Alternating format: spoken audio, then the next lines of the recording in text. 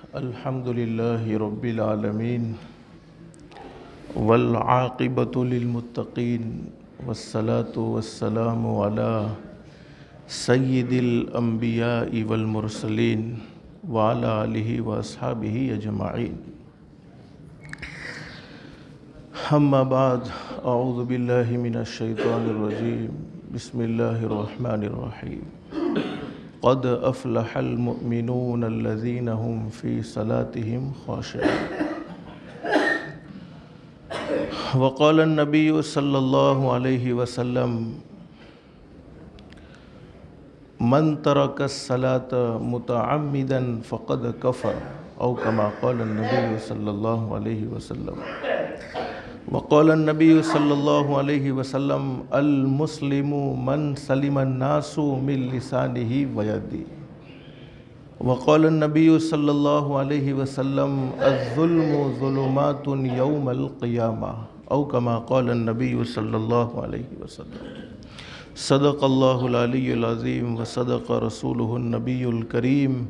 ربي اشرح لي صدري ويسر لي أمري واحلل عقدة من لساني يفقهوا قولي. سبحانك لا علم لنا إلا ما علمتنا إنك أنت العليم الحكيم. درود شریف پڑھ لے. اللہم صلی علی محمد وعلی آل محمد کما صلیت علی ابراہیم وعلی آل ابراہیم انک حمید مجید. اللہم بارک علی محمد وعلی آل محمد کما بارکت علی ابراہیم وعلی آل ابراہیم انک حمید مجید. اللہ کا ہم سب پر بہت بڑا احسان اور بہت بڑا کرم ہے کہ اللہ نے ہم سب کو تھوڑی دیر کے لیے اپنے گھر میں یعنی مسجد میں جمع فرمایا. دعا کرو اللہ ہم سب کے جمع ہونے کو قبول فرمائے.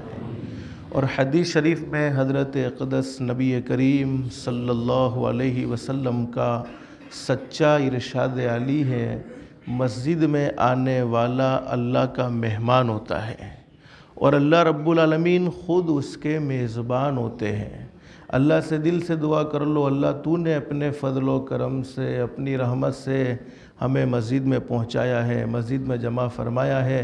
اللہ کے لیے کوئی مشکل نہیں، اللہ ہم سب کو جنت الفردوس میں بھی جمع فرمائے. رجب کا مہینہ شروع ہو چکا ہے اور علماء جانتے ہیں، حدیث شریف میں موجود ہے، حضرت اقدس نبی کریم صلی اللہ علیہ وسلم رمضان المبارک کے مہینے کی تیاری رجب کے مہینے سے شروع فرما دیتے تھے. اور ہمارے نبی حضرت محمد الرسول اللہ صلی اللہ علیہ وسلم جب رجب کا چاند دیکھتے تھے تو پھر چاند دیکھنے کے بعد ایک دعا کے پڑھنے کا اہتمام کرتے تھے. ہم سب نے بھی پڑھ لی ہوگی: اللہم بارک لنا فی رجب و شعبان. کیا مطلب ہے دعا کا؟ اے اللہ تو رجب میں برکتیں نازل فرما، عمر میں بھی برکتیں، تندرستی میں بھی برکتیں، ہر چیز میں، اور شعبان میں بھی برکتیں نازل فرما. اللہم بارک لنا فی رجب و شعبان وبلغنا رمضان. جب تو نے رجب تک زندہ رکھا ہے تو فضل فرما کر رمضان تک پہنچا دینا.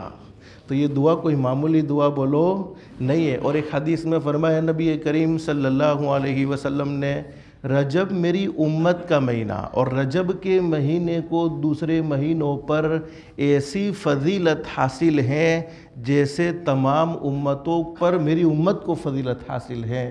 پھر فرمایا نبی کریم صلی اللہ علیہ وسلم نے: شعبان و شہری، شعبان میرا مہینہ ہے اور شعبان کے مہینے کو دوسرے مہینوں پر ایسی فضیلت حاصل ہے جیسے مجھے تمام کے تمام انبیاء پر فضیلت حاصل ہے. پھر فرمایا نبی کریم صلی اللہ علیہ وسلم نے: وَرَمَضَانُ شَهْرُ اللَّهِ. رمضان اللہ کا مہینہ ہے اور رمضان کے مہینے کو دوسرے مہینوں پر ایسی فضیلت حاصل ہے جیسے اللہ رب العالمین کو تمام مخلوق پر فضیلت حاصل ہے. آپ بالکل فکر نہ کریں، کوئی لمبی چوڑی باتیں نہیں ہوگی، کچھ مختصر سی باتیں سنیں گے، لیکن دل میں نیت کر کے بیٹھے کہ عمل ضرور کریں گے انشاءاللہ. اس لیے کہ سننا اور سنانا تو بہت سی مرتبہ ہوتا ہے، زندگیوں میں عمل نہیں ہوتا. تو لوگ کہتے ہیں بیان سے کوئی فائدہ نہیں ہوتا، یہ غلط ہے. بیان سے ذہن بھی کھلتا ہے اور ایمان بھی بڑھتا ہے. قرآن کریم میں موجود ہے، اللہ فرماتے انما المؤمنون الذین اذا ذکر اللہ واذا تلیت علیہم آیاتہ زادتہم ایمانا وعلی ربہم یتوکلون۔ اللہ قرآن کریم میں فرماتے مومنین کی پہچان بتلاتے ہیں، اللہ کے نیک بندے مومنین اذا ذکر اللہ، جب وہ اللہ کا نام لیتے ہیں، اللہ کو یاد کرتے ہیں، اور علماء فرماتے ہیں ہر وہ بات اور ہر وہ کام جس سے آخرت کی یاد تازہ ہوتی ہو، جس سے اللہ کی محبت دل میں آتی ہو، جس سے حضرت نبی کریم صلی اللہ علیہ وسلم کی محبت دل میں آتی ہو، وہ اللہ کا ذکر ہے۔ تو فرمایا قرآن کریم میں مومنین جب وہ اللہ کو یاد کرتے ہیں، اللہ کا نام لیتے ہیں اور قرآن کریم کی تلاوت کرتے ہیں، قرآن کریم کی آیات کو پڑھ کر سناتے ہیں، فرمایا فائدہ کیا ہوتا ہے؟ زادتہم ایمانا، اللہ پاک ان کی ایمان کو بڑھاتے چلے جاتے ہیں۔ تو ایمان بڑھتا ہے، سننے سے بڑھتا ہے، لیکن دل میں نیت بھی کر لینی چاہیے کہ اللہ جیسے تو نے سننے کی توفیق نصیب فرمائی، اللہ ہم سب کو عمل کی بھی توفیق نصیب فرمائے۔ اور قرآن کریم کے ایک مقام پر اللہ فرماتے ہیں جس وقت حضرت نبی کریم صلی اللہ علیہ وسلم کو مکہ المکرمہ میں نبوت سے سرفراز فرمایا، یعنی آپ کو، یعنی حضرت نبی کریم صلی اللہ علیہ وسلم کو ایک بہت بڑی ذمہ داری سے سرفراز فرمایا۔ وہ ذمہ داری یہ تھی کہ اللہ کے بندوں کو اللہ کی طرف بلانا، ایک اللہ کا تعارف کروانا۔ اور قرآن کریم میں ہمارے نبی حضرت محمد الرسول اللہ صلی اللہ علیہ وسلم کو اللہ پاک حکم دیتے ہیں ادعو الی سبیل ربک، میرے محبوب حضرت محمد الرسول اللہ صلی اللہ علیہ وسلم اللہ کے بندوں کو اللہ کی طرف بلاؤ۔ اب لوگ کہتے بیان کی کیا ضرورت ہے؟ بالحکمہ، آگے قرآن کریم میں فرمایا بالحکمہ، حکمت سے معرف القرآن میں لکھا ہے حکمت ایسا درست کلام جو انسان کے دل میں اتر جائے۔ پھر فرمایا والموعظۃ الحسنہ، موعظت ان کے معنی نصیحت، بات، اور حسنہ کے معنی اچھی بات، انداز بھی اچھا ہو اور بات بھی بولو اچھی ہو تو سامنے والے کے دل پر اثر کرے گی۔ ادعو الی سبیل ربک بالحکمت والموعظۃ الحسنہ وجادلہم باللتی ہی احسن ان ربک هو اعلم بمن ضل عن سبیلہ وہو اعلم بالمہتدین۔ اللہ ہمیں سمجھا رہے ہیں قرآن کریم میں اللہ کے بندوں کو اللہ کی طرف، ہمیں سمجھا رہے ہیں قرآن کریم میں کہ اللہ کے بندوں کو اللہ کی طرف کیسے بلایا جائے، لیکن مجھے مختصر سے وقت میں سب سے پہلے اپنی ذات کو، پھر آپ کو دو کاموں کا وعدہ کروانا ہے، کریں گے انشاءاللہ۔ اگر یہ دو کام ہماری زندگی میں ہیں، دنیا والے ہمیں اچھا سمجھے نہ سمجھے، دنیا والے ہماری عزت کرے نہ کرے، دنیا والے ہم سے محبت کرے نہ کرے، دنیا والے ہمیں نیک انسان جانے یا نہ جانے، لیکن پیدا کرنے والا اللہ فرمائے گا میرا بندہ اگرچہ دنیا والے تجھے اچھا نہیں سمجھتے ہیں لیکن تو میرا ولی ہو چکا ہے۔ اور بخاری شریف میں حدیث موجود ہے، فرمایا نبی کریم صلی اللہ علیہ وسلم نے جس بندے سے اللہ رب العالمین خود محبت کرنا شروع کر دیتے ہیں اور جس سے اللہ محبت کرتے ہوگے، بولو اس کے کام بنیں گے کہ نہیں بنیں گے؟ اس کا کوئی کام بگڑ سکتا ہے؟ ہرگز نہیں۔ فرمایا جس بندے سے اللہ رب العالمین محبت کرنا شروع کر دیتے ہیں، پھر فرشتوں کے سردار جبریل امین علیہ السلام سے فرماتے اللہ پاک اے میرے فرشتے جبریل، میں فلانے بندے سے محبت کرتا ہوں، تم بھی فلانے بندے سے محبت کرنا شروع کر دو۔ جبریل امین بھی فلانے بندے سے محبت کرنا شروع کر دیتے ہیں، پھر اللہ رب العالمین کے حکم سے جبریل امین تمام فرشتوں میں اعلان کر دیتے ہیں او تمام کے تمام فرشتوں، فلانا بندہ اللہ بھی اس سے محبت کرتا ہے، میں جبریل بھی اس سے محبت کرتا ہوں، لہذا تمام کے تمام فرشتوں تم بھی اس سے محبت کرو۔ تمام کے تمام فرشتے اس سے محبت کرنے لگتے ہیں، یہاں تک کہ زمین والے لوگ بھی اس سے محبت کرنا شروع کر دیتے ہیں۔ تو محبت کا فیصلہ بولو پہلے کہاں سے ہوتا ہے؟ آسمانوں سے ہوتا ہے۔ اور جب آسمان سے محبت کا فیصلہ ہوتا ہے تو لوگوں کے دلوں میں بھی بولو محبت کون ڈالتا ہے؟ اللہ ڈالتا ہے۔ ان قلوب الانسان بین یدی الرحمن، دل اللہ کے ہاتھ میں، اللہ جہاں چاہے پھیر دیتے ہیں۔ تو مجھے صرف 2 کاموں کی نیت کروانی ہے، اگر یہ 2 کام زندگی میں ہیں اللہ ہمیں زندگیوں میں خوشیاں نصیب فرمائے گا۔ اور ہم چاہتے ہیں کہ ہمارا اللہ ہم جیسا چاہتے ہیں ویسے ہی فیصلے کرے۔ بولو چاہتے کہ نہیں چاہتے؟ میری بھی یہ سوچ ہے کہ میں جتنا کمانا چاہتا ہوں اللہ مجھے اتنی روزی دے دے، میں اپنی اولاد کو جیسا چاہتا ہوں اللہ میری اولاد کو ویسا بنا دے وے، میں اپنے بزنس کو جیسا چاہتا ہوں اللہ میرے بزنس کو ویسا بنا دے وے، میں اپنے پڑوسی کو جیسا چاہتا ہوں اللہ میرے پڑوسی کو ویسا بنا دے وے، میں اپنی بیوی کو جیسا چاہتا ہوں اللہ میری بیوی کو ویسا بنا دے۔ ہر انسان کی یہ تمنا ہوتی ہے کہ جیسا میں چاہتا ہوں اللہ وہ مجھے عطا کر دے وے، اور اللہ وہ میری چاہت کو بولو پوری کر دے وے۔ اور چاہت کون پوری کرتا ہے؟ تو اللہ رب العالمین اپنے بندوں سے فرماتے ہیں، اللہ کہتے ہیں میرا بندہ تو کچھ چاہتا ہے میں کچھ چاہتا ہوں۔ ہمارا اللہ کچھ چاہتا ہے ہم کچھ چاہتے ہیں۔ اللہ کہتا ہے میرا بندہ تو کچھ چاہتا ہے میں کچھ چاہتا ہوں، ہوتا تو وہی ہے جو میں چاہتا ہوں۔ ہم جو چاہتے بولو وہ ہوتا، اللہ جو چاہتے ہیں وہی ہوتا ہے۔ اللہ فرماتے میرا بندہ تو کچھ چاہتا ہے میں کچھ چاہتا ہوں، لیکن ہوتا تو وہی ہے جو میں چاہتا ہوں۔ تو وہ کر کے دیکھ جو میں چاہتا ہوں، پھر وہ ہوگا جو تو چاہتا ہے۔ اگر ہم اپنی چاہت کو اللہ کی چاہت کے مطابق بنائیں گے، یعنی اپنی زندگی کو اللہ کے احکام کے مطابق گزاریں گے، تو اللہ پاک ہماری ہر چاہت کو پوری فرمائے گا۔ اس میں سب سے پہلا کام ہم سب کو یہ کرنا ہے 5 وقت کی نماز۔ بولو پڑھیں گے انشاءاللہ۔ مول صاحب آٹلی لوبی بات کروانی ضرور کیوں ہوتی ہے؟ ہمیں تو نماز پڑھیے اچھی ہے۔ اچھا یہی خیال ہوگا نمازનું તો કેટલી વખત સાંભળી લીધેલું છે। નમાઝનું સાંભળીને જ્યારેથી મોટા થયા ત્યારથી લઈને હાલ સુધી નમાઝ નમાઝ નમાઝ નમાઝ સાંભળતા જ આવીએ છીએ। તો મારા પ્યારો બતાવો ફજરની નમાઝમાં કેમ એટલો ઓછો મજમો છે? જ્યારે આપણે નમાઝ નમાઝ નમાઝ નમાઝ સાંભળી રહેલા છે તો ફજરની નમાઝમાં એટલા ઓછા લોગ કેમ છે? یہ رجب کا مبارک مہینہ ہے، اللہ سے دل سے دعا کر لو اللہ ہم سب کو عافیت کے ساتھ رمضان کا مہینہ نصیب فرمائے۔ ایک شام کا واقعہ ہے، ہماری اماں حضرت عائشہ صدیقہ رضی اللہ تعالیٰ عنہ نے ایک مرتبہ حضرت نبی کریم صلی اللہ علیہ وسلم سے سوال کر لیا، میرے محبوب میں جانتی ہوں آپ کی پوری زندگی تکلیفوں میں گزری ہے، آپ کی پوری زندگی پریشانیوں میں گزری ہے، کوئی صبح ایسی نہیں تھی جس میں آپ کو کوئی تکلیف نہ پہنچی ہو، اور کوئی شام ایسی نہیں تھی جس میں آپ کو کوئی تکلیف نہ پہنچی ہو، لیکن میرے محبوب حضرت محمد الرسول اللہ صلی اللہ علیہ وسلم میں جاننا چاہتی ہوں کہ سب سے زیادہ تکلیف، سب سے زیادہ دکھ آپ کو کب پہنچایا گیا، سب سے زیادہ آزمائشوں میں آپ کو کب ڈالا گیا؟ حضرت نبی کریم صلی اللہ علیہ وسلم نے اماں عائشہ کی یہ باتیں سنی، رونا شروع کر دیا، اور حدیث شریف میں لکھا ہے حضرت نبی کریم صلی اللہ علیہ وسلم کی آنکھوں سے آنسو کے قطرے جاری ہو رہے ہیں، اور آپ کی آنکھوں سے آنسو کے قطرے گر رہے ہیں اس طریقے سے جیسے موتی کے دانے گر رہے ہو۔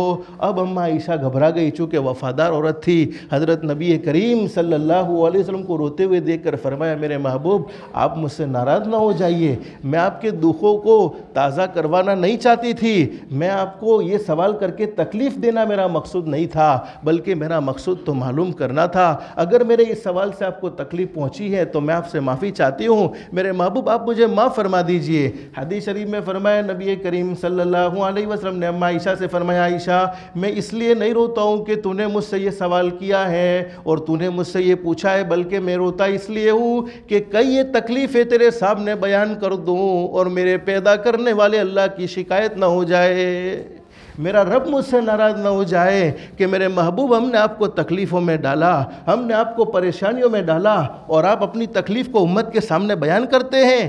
آج میرے پیاروں ہمیں کوئی دکھ پہنچتا ہے، ہمیں اللہ یاد آتا بولو نہیں ہے، اور ہم اللہ کی فریاد کرتے ہیں۔ میں نے اپنے کانوں سے یہ الفاظ سنے ہیں، اللہ نے دکھ آلو تو ماروج گھر مڑیوں۔ ارے ہوتا ہے کہ نہیں ہوتا ایسا؟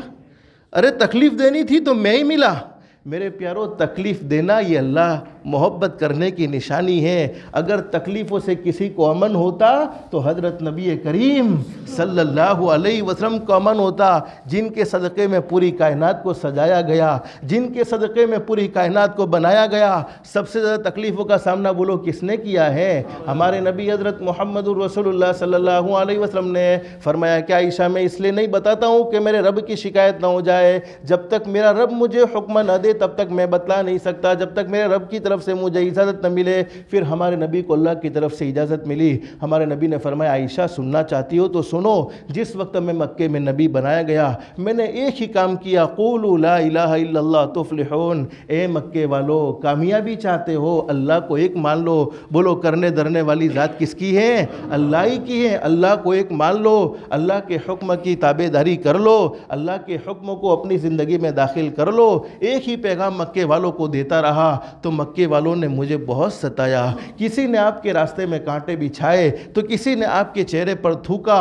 طرح طرح کی تکلیفوں کا سامنا ہمارے نبی حضرت محمد رسول اللہ صلی اللہ علیہ وسلم مکے کی 13 سالہ زندگی میں کرتے رہے، لیکن انسان ہونے کے ناطے اب برداشت کرنے کی طاقت بولو ختم ہو گئی۔ اور ہمارے نبی نے فرمایا عائشہ میں مکے والوں سے نا امید ہو گیا، مکے والوں نے مجھے اتنے دکھ دیے کہ ان کو دکھوں کا سامنا کرتے کرتے میں مکے والوں سے نا امید ہو گیا اور میں نے طائف جانے کا ارادہ کیا۔ میں طائف کا پورا واقعہ ذکر کرنا نہیں چاہتا، مختصر سمجھانا چاہتا ہوں۔ اور میرے دل میں یہ امید تھی کہ طائف میں میرے رشتہ دار رہتے ہیں، میرے محسنین رہتے ہیں، ارے مکے والوں نے میرے پیغام کو قبول نہیں کیا تو یہ طائف والے میرے پیغام کو قبول کر لیں گے۔ اور ہم نے پڑھا بھی ہے، سنا بھی ہے، ہمارے نبی کیسے طائف گئے؟ 8 دن کا پہاڑی راستہ۔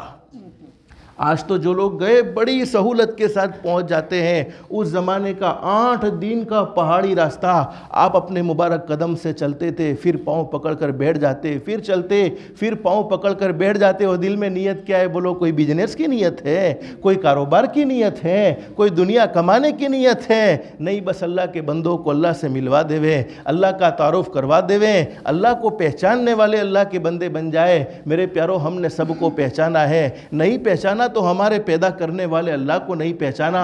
اگر اللہ کو پہچانا ہوتا ہماری مسجد خالی نظر نہ آتی، اگر اللہ کو پہچانا ہوتا ہم جھوٹ نہ بولتے، اگر اللہ کو پہچانا ہوتا ہم حرام نہ دیکھتے، اگر اللہ کو پہچانا ہوتا ہم حرام نہ کھاتے، نہ حرام سنتے، نہ حرام بولتے۔ زندگی گناہوں میں گزر رہی ہے، زندگی نافرمانیوں میں گزر رہی ہے، زندگی مسجدوں سے دوری میں گزر رہی ہے۔ اس کا مطلب یہ ہے ہم نے سب کو پہچانا ہے، رب کو نہیں پہچانا ہے۔ ہمارے نبی حضرت محمد رسول اللہ صلی اللہ علیہ وسلم طائف پہنچے۔ اب طائف والوں نے آپ کے ساتھ کیا سلوک کیا ہم سب جانتے ہیں۔ آپ کے ساتھ کیا سلوک کیا؟ آپ تو محبت کا پیغام لے کر گئے تھے، آپ تو اللہ کے بندوں کو اللہ کی طرف بلانے گئے تھے۔ چاروں طرف سے ہمارے نبی کو گھیر لیا اور پتھروں کی بارش کرتے رہے۔ اب آسمان کے فرشتے یہ منظر دیکھ کر رو رہے ہیں۔ بولو آسمان کے فرشتے یہ منظر دیکھ کر رو رہے ہیں۔ آسمان نے وہ نظارہ دیکھا، زمین نے وہ نظارہ دیکھا جن کے صدقے میں اللہ نے پوری کائنات کو سجایا، ان کے پاؤں مبارک کو لہو لہان کر دیا۔ اب آسمان کے فرشتے اللہ سے کہتے اللہ یہ تیرے محبوب جن کے صدقے میں تو نے ہمیں بنایا، جن کے صدقے میں تو نے پوری کائنات کو سجایا، یہ تیرے محبوب کے ساتھ کیا سلوک کیا گیا؟ اللہ اجازت دے دے ان طائف والوں کو مٹا دیا جائے، ان طائف والوں کو ختم کر دیا جائے۔ اب رب العالمین کا جواب سنو، کیا فرمایا؟ میرے فرشتوں میری طرف سے فل اجازت۔ کیا فرمایا؟ میرے فرشتوں میری طرف سے فل اجازت، میری طرف سے فل پرمیشن۔ لیکن ایک بات یاد رکھو، اللہ فرشتوں سے فرما رہے ہیں میرے فرشتوں ایک بات یاد رکھو، طائف والوں کی کاروائی شروع کرنے سے پہلے میرے محبوب سے بھی مشورہ لے لینا، میرے محبوب کی بھی رائے معلوم کر لینا، میرے محبوب سے بھی پوچھ لینا۔ اس واقعے سے اللہ نے فرشتوں کو یہ سبق دیا ہے، میرے فرشتوں تم یہ سمجھتے ہو میرے محبوب دشمنوں سے بدلہ لے کر خوش ہوتے ہیں؟ ہرگز نہیں، میرے محبوب دشمنوں سے بدلہ لے کر خوش نہیں ہوتے ہیں، بلکہ دشمنوں کو معاف کر کے خوش ہوتے ہیں۔ اور میرے پیاروں آج ہم اپنے بھائی کو معاف کرنے کے لیے تیار نہیں، نہ ماں کے ساتھ ہمارا اچھا سلوک ہے، نہ باپ کے ساتھ جس نے ہماری لائف بنانے کے لیے پوری زندگی کھپا دی۔ تھوڑی سی اللہ نے عزت کیا دے دی، تھوڑی سی اللہ نے دولت کیا دے دی؟ باپ کے سامنے بیٹا بات کرنے کا طریقہ نہیں معلوم کرتا ہے کہ مجھے اپنے باپ کے ساتھ کیسا برتاؤ کرنا چاہیے۔ میرے پیاروں، ہم بھول چکے ہیں کہ ہم اپنے باپ کے ساتھ برا سلوک کریں گے تو کیا ہم اپنی اولاد سے اچھے سلوک کی امید کر سکتے ہیں؟ ہرگز نہیں کر سکتے ہیں۔ تو میرے پیاروں، یہ واقعہ پیش آیا، اس واقعے پر ہمارے نبی کو صدمہ بہت پہنچا، چونکہ طائف والوں نے بھی جب آپ کی بات کا انکار کر دیا تو اللہ رب العالمین نے ہمارے نبی کو اپنا مہمان بنایا۔ بولو، کیا آپ کو اللہ نے معراج کا سفر عطا فرمایا؟ مجھے کوئی لمبی چوڑی تفصیل نہیں، بہت جلدی بات ختم کروں گا، آپ بالکل پریشان نہ ہوئیے۔ معراج کا سفر، اور اسی مہینے کے اندر قرآن کریم میں موجود ہے، سبحان الذی اسری بعبدہ لیلا من المسجد الحرام الی المسجد الاقصی الذی بارکنا حولہ لنریہ من آیاتنا۔ اللہ رب العالمین اپنے محبوب کو مسجد حرام سے مسجد اقصی، یہ زمینی سفر تھا، پھر بیت المقدس آپ کا ایئرپورٹ تھا، وہاں سے آسمانی سفر شروع ہوا۔ اللہ نے 7 آسمانوں کا، 8 جنتوں کا، سدرۃ المنتہا پر، یہاں تک کہ آپ اللہ کے مہمان بنے ہیں، اور اللہ کے مہمان بننے پر اللہ کے عرش پر پہنچے ہیں تو اللہ نے ایک تحفہ دیا تھا۔ بولو، ہمارے نبی کو دیا تھا کہ نہیں دیا تھا؟ ارے حج فرض کرنا تھا، جبریل امین کو بھیجا۔ زکوٰۃ فرض کرنی تھی، جبریل امین کو بھیجا۔ روزہ فرض کرنا تھا، جبریل امین کو بھیجا۔ جتنے بھی احکام نازل ہوئے ہیں جبریل امین کے ذریعے نازل ہوئے ہیں، لیکن 2 پیغام اللہ پاک نے عرش سے دیے ہیں۔ نمبر 1، 5 وقت کی نماز پڑھیں گے انشاءاللہ۔ اور کتنی نمازیں ملی تھی معلوم ہے ہم سب کو؟ 50 نمازیں ملی تھی، لیکن اللہ نے ہم پر کرم کا معاملہ فرما کر 5 نمازیں کر دی، اور فرمایا میرے محبوب آپ کی امت پڑھے گی 5، اور ثواب کتنے کا ملے گا؟ بولو، 50 نمازوں کا ثواب ملے گا۔ تو سب سے پہلا کام اپنی زندگی میں 5 وقت کی نماز کا اہتمام ضرور کرو۔ اگر نماز کا اہتمام زندگی میں ہے، دنیا والے ہمیں چاہے نہ چاہے، دنیا والے ہماری عزت کرے نہ کرے، دنیا والے ہم سے محبت کرے نہ کرے، ہم ہمارے نبی کے طریقے کے مطابق، سنتوں کے مطابق نماز کا اہتمام کریں گے، اللہ پاک لوگوں کے دلوں میں ہماری محبت ڈال دے گا۔ بہت سے لوگ روزی کے معاملے میں پریشان ہیں، مولوی کے تعویذ لینے کے لیے پھرتے ہیں۔ کیا اللہ کے نبی نے نماز پر روزی کے بڑھنے کا وعدہ نہیں کیا ہے؟ کیا ہمیں ہمارے نبی کے وعدوں پر یقین نہیں؟ تو میرے پیاروں، 24 گھنٹے اللہ پاک نے ہمیں نصیب فرمائے ہیں۔ 24 گھنٹے میں صرف 1.25 گھنٹہ یا 1.5 گھنٹہ اللہ کے لیے فارغ کرنا کون سا مشکل ہے؟ آج سردی ہمیں برداشت نہیں ہوتی ہے، تھوڑی سی سردی کو ہم برداشت نہیں کر سکتے، حالانکہ ہر ایک کے گھر میں گرم پانی کا انتظام ہے، ہم وضو گرم پانی سے کر سکتے ہیں۔ حدیث شریف میں فرمایا نبی کریم صلی اللہ علیہ وسلم نے، جہنم کی آگ جس کا سوئی کے ناکے کے برابر کا حصہ دنیا میں ڈال دیا جائے، اس کی گرمی سے پوری دنیا جل کر ختم ہو جائے، پوری دنیا راکھ ہو جائے۔ تو میرے پیاروں، جب ہم دنیا کی گرمی کو برداشت نہیں کر سکتے ہیں تو کیا نماز چھوڑنے کی وجہ سے جہنم کی گرمی کو برداشت کر سکیں گے؟ اور بخاری شریف میں حدیث موجود ہے، جب فجر کی نماز ہوتی ہے، اب مؤذن نے پکارا اللہ اکبر اللہ اکبر، اور کتنا بہترین انداز میں پکارا، الصلاۃ خیر من النوم، الصلاۃ خیر من النوم، الصلاۃ خیر من النوم، اتنے بہترین انداز میں مؤذن نے پکارا، اس کے باوجود وہ سویا رہا۔ حدیث شریف میں لکھا ہے شیطان اس کے کان میں پیشاب کر دیتا ہے، یہ بخاری شریف کی حدیث موجود، شیطان اس کے کان میں پیشاب کرتا ہے اور کہتا ہے پورے دن لعنت والے، یعنی لعنتی، یعنی اللہ کی رحمت سے دور، اللہ کے انعامات سے دور۔ اب جس نے فجر کی نماز چھوڑی ہے، پورے دن بزنس میں محنت کر کر کے تھک تو سکتا ہے، لیکن برکت والی بولو روزی مل سکتی نہیں ہے۔ یہ میں اپنی مرضی سے نہیں کہتا، ہمارے نبی حضرت محمد الرسول اللہ صلی اللہ علیہ وسلم کا سچا فرمان۔ اور جو فجر کی نماز کو جماعت کے ساتھ پڑھنے کا اہتمام کرتا ہے، آسمان سے اس کے سر پر ایک نور نازل ہوتا ہے اور پورے دن اس کی حفاظت کرتا رہتا ہے۔ آخر ایک بات بتلاؤں، اس بات کو سننے کے بعد تو ہم سب طے کریں گے کہ نماز کو کسی بھی حال میں بولو نہیں چھوڑیں گے انشاءاللہ۔ ایک شخص کے بارے میں لکھا ہے کہ فجر کی نماز چھوڑ کر اپنے گھر سے نکلا۔ ہم نے یہ حدیث پڑھی ہے، جو مسجد کی طرف جاتا ہے اس کے ہاتھ میں کس کا جھنڈا ہوتا ہے؟ بولو، ایمان کا۔ اور جو بازار کی طرف جاتا ہے اس کے ہاتھ میں کس کا جھنڈا ہوتا ہے؟ شیطان کا۔ اب وہ فجر کی نماز چھوڑ کر اپنے گھر سے نکلا، شیطان بھی اس کے ساتھ نکل گیا۔ شیطان نے دیکھا اس نے فجر کی نماز بولو نہیں پڑھی، ظہر کا وقت ہوا ظہر کی نماز نہیں پڑھی، عصر کا وقت ہوا عصر کی نماز بولو نہیں پڑھی، مغرب نہیں پڑھی، عشاء نہیں پڑھی۔ رات کو شیطان اس کے پاس آیا، کس کے پاس؟ جو نماز چھوڑ کر اپنے گھر سے نکلا تھا اس کے پاس آیا اور کہا تیرا میرا کوئی واسطہ نہیں، تیرا میرا کوئی کانٹیکٹ نہیں، اس لیے کہ تو مردود ہو گیا۔ کون کہتا ہے؟ شیطان۔ کس کو؟ نماز چھوڑنے والے کو۔ حالانکہ کہنا کیا چاہیے، تو مارو جگری دوست تھئی گئے ہو، ارے بہو بہترین مارو فرینڈ تھئی گئے ہو، فجر بھی نہ پڑھی، ظہر بھی نہ پڑھی، عصر بھی نہ پڑھی، مغرب بھی نہ پڑھی، عشاء بھی نہ پڑھی۔ اور یہ سچ بات ہے، جو لوگ فجر میں سوتے رہتے ہیں شیطان ان کو سینے سے لگاتا ہے، ہاں ویری گڈ، ایسا ہی ہونا چاہیے، کتنا ہی مؤذن نے پکارا ہو لیکن کان کو بہرے کر لینے چاہیے۔ لیکن میرے پیارو، شیطان کہتا ہے تو مردود ہو گیا، تو ہلاک ہو گیا، تو برباد ہو گیا۔ اس وقت انسان نے کہا کہ ارے تو مجھے کیسے مردود کہتا ہے، تو مجھے کیسے ہلاک کہتا ہے، تو مجھے کیسے برباد کہتا ہے۔ اس وقت شیطان نے جو بات کہی ہے اس بات کو دل کے کانوں سے سنیں گے انشاءاللہ تو اللہ کی ذات علی سے امید ہے اللہ ہم سب کو 5 وقت کی نماز کا اہتمام کی توفیق نصیب فرما دے گا۔ آپ کو معلوم ہے حضرت آدم علیہ السلام پیدا ہوئے، تمام کے تمام فرشتوں کو سجدہ کرنے کا حکم دیا، بولو دیا کہ نہیں دیا؟ وَإِذْ قُلْنَا لِلْمَلَائِكَةِ اسْجُدُوا لِآدَمَ فَسَجَدُوا، تمام کے تمام فرشتوں نے بولو سجدہ کر لیا، الا ابلیس، کس نے نہیں کیا؟ شیطان نے اللہ کے حکم کا سجدہ نہیں کیا۔ اب شیطان کیا کہتا ہے؟ حضرت آدم علیہ السلام انسان مخلوق میں نے مخلوق کے ایک سجدے کا انکار کیا، ایک سجدے کا انکار کرنے کی وجہ سے میری پوری زندگی لعنت والی ہو چکی، میری پوری زندگی ہلاکت والی ہو چکی، میری پوری زندگی بربادی والی ہو چکی، اور تو نے تو آدم کے رب کے دن رات میں 34 سجدوں کا انکار کیا ہے، معلوم نہیں تیرا کیا حال بنے گا۔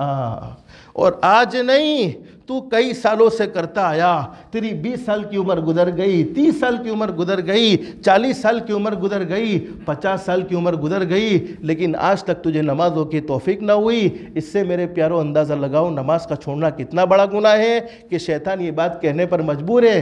تو یہ طائف کے سفر کے بعد ہمارے نبی کے دل پر صدمہ بہت تھا، تو اللہ نے انعام کے طور پر معراج کا سفر عطا فرمایا، فوراً بعد معراج کا سفر ہوا اور وہاں سے نماز کا تحفہ ملا ہے۔ تو آج سے ہم سب طے کریں گے ہمارے معصوم بچوں کو 7 سال کی عمر ہو گئی نماز کا حکم کرتے رہو، 10 سال کی عمر ہو گئی تھوڑی بہت تنبیہ کرو، بچوں کو عادت ڈالیں گے انشاءاللہ بچپن ہی سے تو وہ نماز کے پابند بنیں گے انشاءاللہ۔ تو پہلا کام ہمیں یہ کرنا ہے 5 وقت کی نماز، کون کون تیار ہے انشاءاللہ؟ کل کی فجر کی نماز ہم جماعت کے ساتھ پڑھیں گے، گھر پر نماز پڑھتے ہیں اللہ قبول ضرور فرماتا ہے لیکن مسجد کا ثواب زیادہ ہے، اس لیے مسجد کی نماز کا اہتمام ضرور کریں گے۔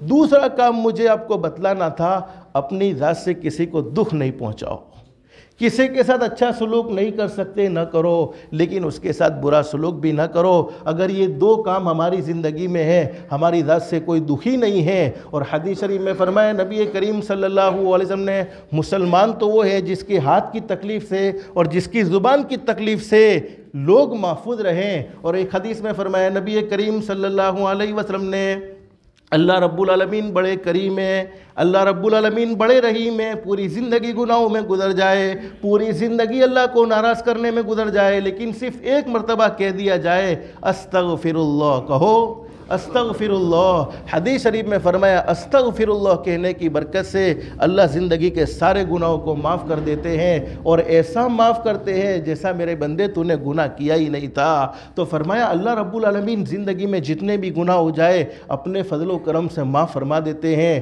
لیکن 2 گناہ ایسے ہیں جن کی سزا مرنے سے پہلے دنیا میں ضرور ملتی ہے، مرنے کے بعد تو ملتی ہی ملتی ہے لیکن مرنے سے پہلے دنیا میں بھی ضرور مل جاتی ہے۔ نمبر 1، جس نے اپنے ماں باپ کے دل کے ٹکڑے کیے ہو۔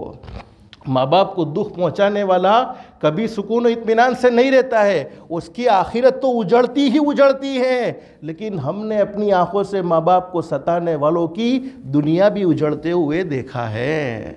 اور نمبر 2، جس نے کسی کو تکلیف پہنچائی، کسی پر ظلم کیا، سامنے والا کمزور ہے، سامنے والا کچھ نہیں بول سکا، گھر میں بیوی کو لائے تھے، عورت تھی، تمہارے سامنے کچھ نہیں کہہ سکتی ہے، لیکن میں قسم کھا کر کہتا ہوں، اور یہ بات پر میں قسم کھا لوں، تم نے ظلمن بیوی پر کچھ کہا ہے، ظلمن بیوی کو باپ کی گالی دے دی، ظلمن بیوی کے ساتھ غلط سلوک کیا، اس کے آنکھوں سے آنسو کا قطرہ گال پر آنے سے پہلے تیری دنیا اجڑنے کا فیصلہ ہو چکا ہوتا ہے۔ ہم معمولی نہ سمجھے، سامنے والے نے جواب نہیں دیا تو یہ مت سمجھو کہ وہ سامنے والے کی بیٹی کمزور ہے، وہ مجھے نہیں بول سکتی۔ پیدا کرنے والا اللہ بڑا زبردست طاقت والا ہے، اور فرمایا جیسی کرنی ویسی برنی۔ جب تم کسی کی بیٹی کو دکھ دیتے ہو تو کیا اپنی بیٹی کا تصور بھول چکے ہو؟ کیا اپنی بیٹی کا تصور بھول چکے ہو کہ میری بیٹی کو کوئی دکھ پہنچائے گا بولو مجھے برداشت، آپ کی بیٹی کو کوئی دکھ پہنچائے گا آپ کو برداشت؟ تو میرے پیارو، کسی کمزور پر ظلم مت کرو، کسی کو تکلیف مت پہنچاؤ، کسی کے بارے میں اچھا بول نہیں بول سکتے نہ بولو، لیکن برا بول بھی مت بولو۔ اور میں نے اپنی زندگی کا یہ تجربہ میں اپنی ذات پر بتاؤں، جتنے بھی گناہ زندگی میں ہوتے اس کی پکڑ آنے میں دیر ہوتی ہے، اللہ چاہے معاف کر دیتا ہوگا، لیکن زبان کے گناہ کی پکڑ فوراً آ جاتی ہے۔ اور ایک صحابی نے تنبیہ الغافلین میں یہ لکھا ہے، ایک صحابی نے فرمایا آج بہت سے لوگ روزی کے معاملے میں بڑے پریشان ہیں، طرح طرح کی بیماریوں نے الجھنوں میں ڈال رکھا ہے۔ ایک صحابی نے کہا کہ اگر تجھے اپنی روزی کے معاملے میں جب بھی تو نقصان میں قرض ادا کرتا ہے لیکن پورا ہوتا ہی نہیں، ابھی ادا کیا واپس مقروض ہو گیا، ابھی ادا کیا واپس مقروض ہو گیا، یعنی کاروبار تیرا ڈوبتا ہی چلا جاتا ہے، اور ایک بیماری پوری نہیں ہوئی تھی دوسری بیماری فوراً شروع ہو گئی، اور جسم کمزور ہو چکا ہے، دل سخت ہو چکا ہے، تو سمجھ لینا تو نے اپنی زبان سے کوئی ایسی بات کہی ہے جو اللہ کے عرش کو ہلانے والی ہے۔ اس لیے میرے پیارو یہ دو کام کریں گے انشاءاللہ۔ 5 وقت کی نماز کا اہتمام، بیٹھنے والے تمام احباب سے درخواست ہے 5 وقت کی نماز ضرور پڑھیں گے، اور اپنی ذات سے بولو کسی کو دکھ نہیں پہنچائیں گے، کسی کے ساتھ برا سلوک نہیں کر سکتے۔ ہم نہیں کہتے کسی سے محبت کرو، مت کرو محبت، کرو اپنی بیوی سے محبت، کرو اپنے بچوں سے محبت، لیکن کسی کے ساتھ محبت نہیں ہے تو پھر نفرت بھی تو کیوں کرے؟ کیوں نفرت کرے؟ نفرت بھی مت کرو۔ اگر یہ دو کام زندگی میں اللہ پاک اپنا ولی ہمیں بنائے گا، لیکن یہ دو کاموں پر باقی رہنے کے لیے کچھ نہ کچھ قربانی تو بولو شرط ہے۔ دنیا کی مشغولی میں رہتے ہوئے نماز کا عادی بننا بڑا مشکل معلوم مسئلہ ہے ہمارے لیے۔ اخلاق مصطفیٰ والی زندگی بنانے کے لیے، اللہ کے احکام کے مطابق زندگی گزارنے کے لیے، حضرت نبی کریم صلی اللہ علیہ وسلم کی مبارک زندگی کو اپنانے کے لیے کچھ نہ کچھ قربانی درکار ہے۔ تو کوئی لمبی چوڑی قربانی کی ضرورت نہیں ہے، بس جتنا وقت غفلت میں گزر گیا اللہ سے معافی مانگ لے، اور جو وقت باقی اس وقت کو اللہ کے احکام کے مطابق گزارنے کے لیے، حضرت نبی کریم صلی اللہ علیہ وسلم کے طریقے کے مطابق گزارنے کے لیے کچھ نہ کچھ وقت